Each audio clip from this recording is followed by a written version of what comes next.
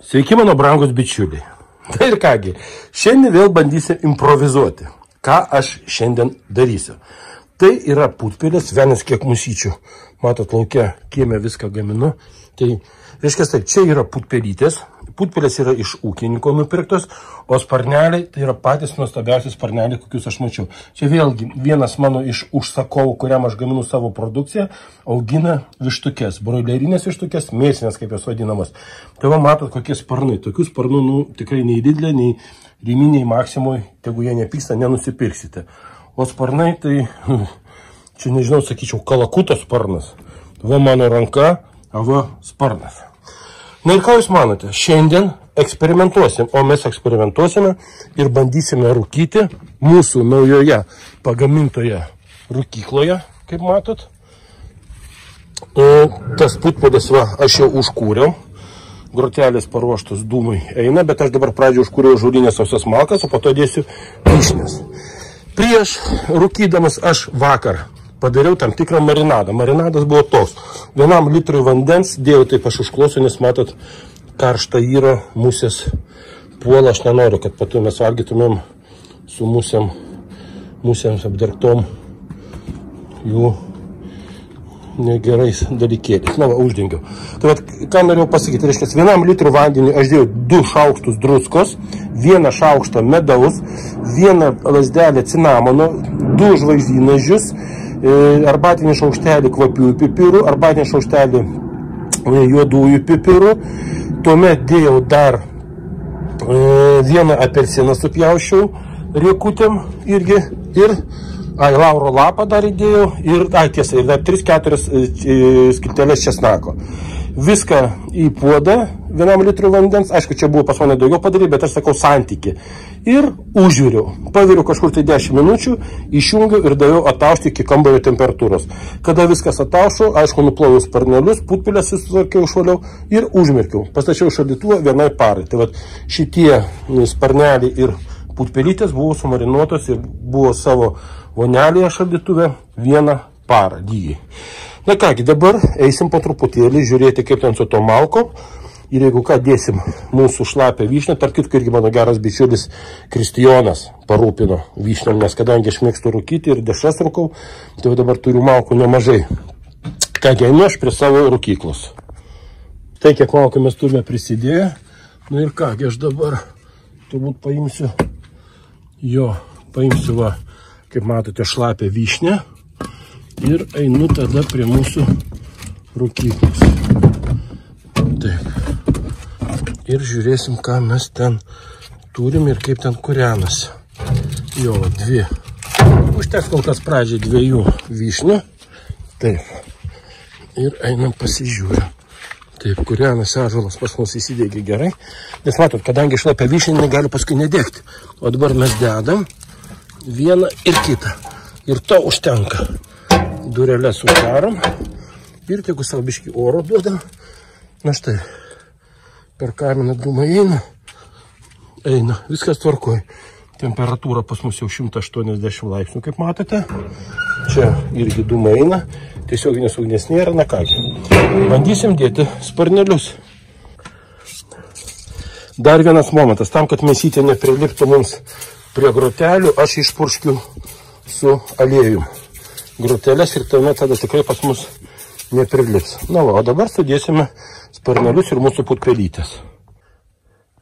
Viską sudėjome, na kągi, palinkėsime gero dūmo. Putpelytės aš padėjau daugiau į kraštą, nes kadangi čia yra karštis didesnis, tai sparnelius, kai jie didesni, tai padėjau arčiau kaitros. O putpelytės vėliau. Tai žodžiu, dabar yra be 24.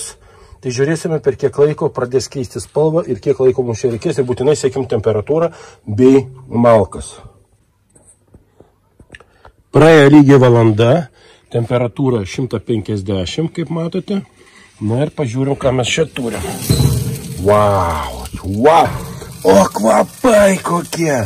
O spalva kokia graži! La. Tai dabar reikia pasižiūrėti, galbūt reiktų apversti, aš net nežinau. Taip. Nes viskas tiesiog nuostabiai, net nesitikėjau, kad šitai bus gražu. Įdomu čia, dar reikėtų Daryti dar tegu pasikep. Taip, lygiai valanda. Pažiūrėsim dar po valandos. Praėjo dar pusvalandis, ne valanda, tai dabar jau lygiai 1,5 valandos. Na ir ką, žiūrim, ką mes turim. Temperatūra vėlgi ta pati 150. Ir... Wow! Wow! Eikite savo. Na, aš biškai pastumiu, kai matot, susitraukė. Nu, aš nežinau, ką man pasakyti. Aš manau, kad bus gatava. Nu, tikrai. Tiesiog. Seilė varva. Ir spalva graži. Ir skonį turėtų. Dabar aš eisiu. Žinot, ką aš padarysiu?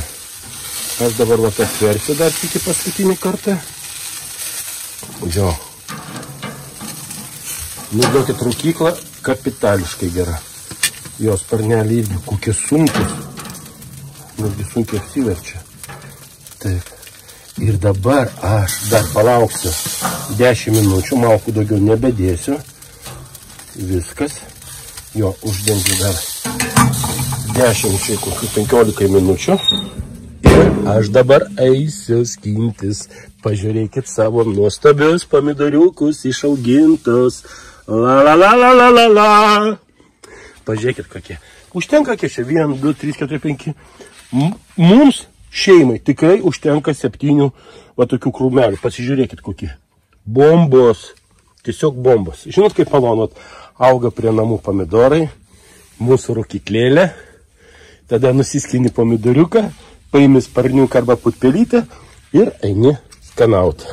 Na štai, laukiu 10 minučių ir išiminėsiu.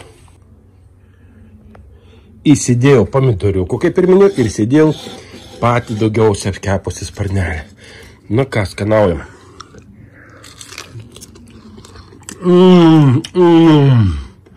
O kaip gerai iškepė. Nerzinsiu aš jūsų. Tikrai rekomenduoju berniukai ir mergaitės. Skonis neapsakomas, negaliu nieko pasakyti. Paprasčiausiai va, tirpale parą šaldytuvę palaikiau, ištirpinau mėsytę, nusausinau ir dėjau į rūkyklą. Aš manau, kad jūs galite tą patį padaryti, jeigu neturit rūkyklos, tai galite tą patį padaryti komodo. Jeigu neturit komodo, tada galite paprasčiausiai iškepti orkaitį. Kągi, skanaus, brangieji mano. Ir tikrai bandykite. Atsiprašau, tačiau grįžtu į eterį. Galvoju, reikia paragauti ir putpelytę. Paragausiu nuo krūtinį. Oi, o sultinga kokia. Čia kažta kokia. Mėsytė švelni. Ant tiek švelni, kad burnai tirpsta. Žinokit, nežinau, kas skanaus, sparnelis ar putpelytė.